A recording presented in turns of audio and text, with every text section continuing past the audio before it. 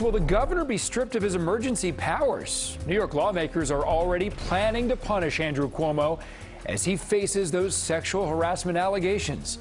Good to have you with us tonight. I'm Adam Cooperstein. It's been 6 days since Governor Cuomo last made a public appearance. And for 2 days now, he's been silent as calls grow louder for him to resign in the wake of this scandal. 3 women have now come forward to accuse the governor of sexual harassment. 2 of them are former staffers, and all of them say Cuomo acted inappropriately and abused his position of power. There's a new photo of Cuomo with that third accuser. The New York Times published it. It shows 33-year-old Anna Ruck and Governor Cuomo at a wedding in 2019. She says the governor asked to kiss her and grabbed her at one point. Chief investigative reporter Jonathan Dienst is live in the newsroom covering every angle of this for us. John. Yeah, Governor Cuomo silent for another day as the outcry over his behavior shows no sign of letting up. Even the wife of one of Cuomo's top staffers is speaking out, siding with the latest alleged victim to step forward. Gareth Rhodes sits alongside Governor Cuomo at many briefings. Cuomo officiated at Rhodes's wedding, and it was at Rhodes's wedding in 2019 where guest Anna Ruck tells the New York Times that Cuomo improperly touched her bare lower back, tried to kiss her, and then called her aggressive for apparently spurning his advance. Now Rhodes's bride is speaking out, calling Governor Cuomo's pattern of behavior completely unacceptable. Alexa Kissinger on Instagram added, "I'm so proud of Anna Ruck for sharing her story." Sources close to State Senate Majority Leader Andrea Stewart-Cousins say she is facing increasing pressure to call on Cuomo to step down, including from Democrat Julia Salazar, who says impeachment is an option. I think the best outcome is for ultimately Governor Cuomo to resign. Democratic Long Island Congresswoman Kathleen Rice also says Cuomo needs to go. Some other leading Democrats urging patience to let the Attorney General's investigation play out. 2 other women, former Cuomo staffers Charlotte Bennett and Lindsey Boylan, claim they were sexually harassed.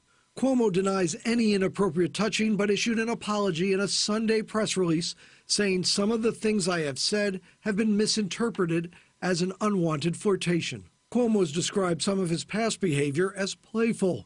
There was this with a woman doctor at a past COVID briefing. Nice to see you, doctor. You make that gown look good. Mayor de Blasio again critical of the governor and questioned his ability to lead. If these allegations are true, he cannot govern. At the White House, no public comment from Vice President Harris. The White House spokeswoman says Harris agrees with President Biden.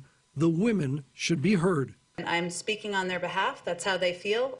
On CNN, where anchor Chris Cuomo had his brother on frequently amid coronavirus, he now says he will recuse himself. Obviously, I cannot cover it because he is my brother. I have always cared very deeply about these issues. Legislative leaders say they've reached a deal to strip Governor Cuomo of the emergency powers he was given at the start of the pandemic.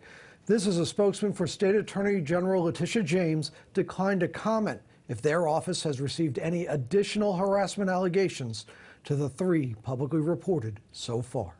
Jonathan Dienst, News 4. Okay, Jonathan, thank you. News 4's Chris Glorioso now picks up our team coverage live outside the governor's office in Manhattan. That's where a rally has been planned. What's happening now, Chris?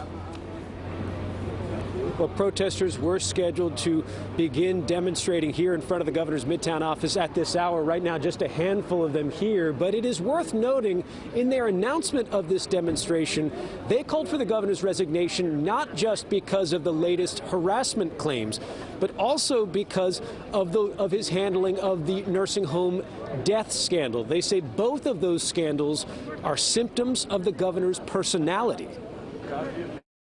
Having a governor who is an abuser of his power, both pre-pandemic and now post-pandemic, that power needs to be not only checked, but he needs to be held accountable. Brooklyn Assemblymember Farrah Forrest is one of 6 state lawmakers behind this letter. It urges the legislature to impeach Governor Cuomo even as the Attorney General's inquiry proceeds. There is a need for the public to have trust in the governor. And unfortunately, I think that already has been compromised. The impeachment call comes one day after a third woman accused Cuomo of improper touching, this time at a wedding. The governor's most recent statement apologized for sometimes behaving in what he thought was a playful manner, but the apology not nearly enough for Assemblymember Yuli New. This latest accuser is not alleging something that happened between she and her boss or in a workplace.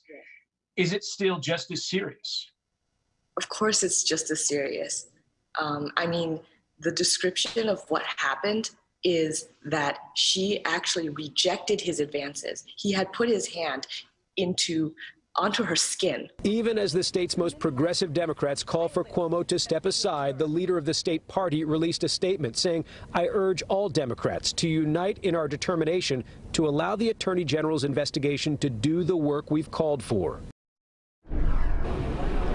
Back live in front of the governor's Midtown office where protesters, a handful of them, are gathering. It is now clear there are two camps among Democrats in New York State, some of them saying that we should wait for the end of the Attorney General's investigation, others saying that there must be a resignation now.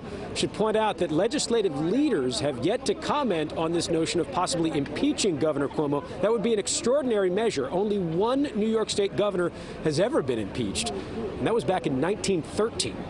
Reporting live from Midtown, Chris Glorioso, News 4 New York.